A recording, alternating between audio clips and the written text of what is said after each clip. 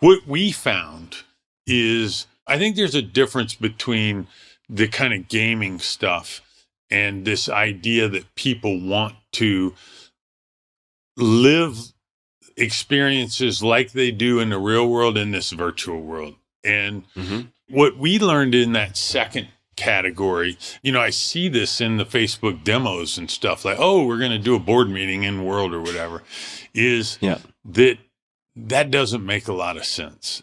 The number of people that love escapism, first of all, young people do. Like young. Yeah, you don't want to wait in line at the postal office in your second life. Right. But young people do it. They role play a lot. Yeah. And so that makes sense. And then a handful of adults do it. They have wooden swords in the park. Or Burning Man is that experience. Sure. But it's not a high percentage of humans. And one thing we found is, quite interestingly, is a lot of the people that love it are looking for an escape. So they may actually have mental health problems, or they're in a tough spot in their life. And it reminds you that both Snow Crash and Ready Player One were dystopian novels, right? Like people were escaping a world that sucked. And so we did a bunch of in-world board meetings. And this is pre-Zoom. Like, Zoom is an amazing substitute, which is one of the frameworks from competitive strategy, like, to the notion of being in world. And so it got even harder, right? Because I think Zoom's way better for a board meeting than making everyone get an avatar and sitting around. And I just don't think that's going to happen.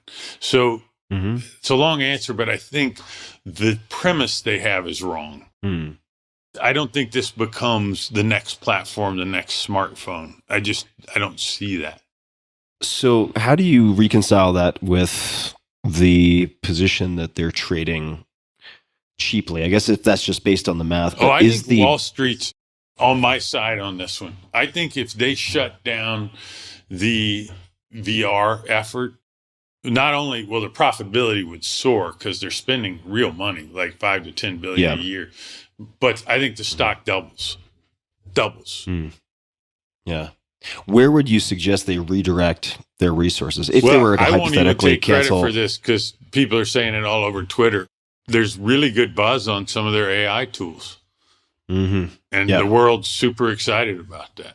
Yes, they are. My God. You look at OpenAI and the Microsoft investment and so on. It's incredible. It's a longer conversation, but I think WhatsApp has some interesting things going on.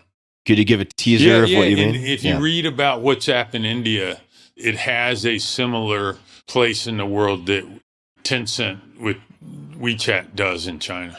Like, they've accomplished more. So those things are more interesting to me.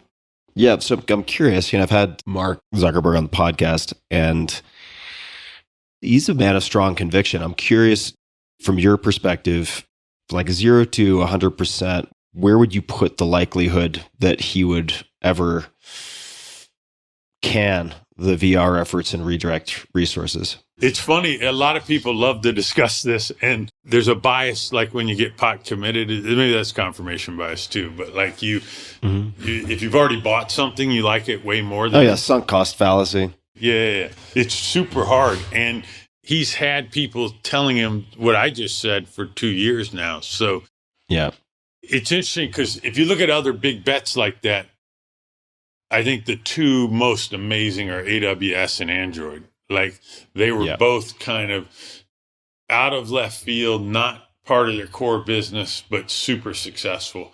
And I think you've already run the clock.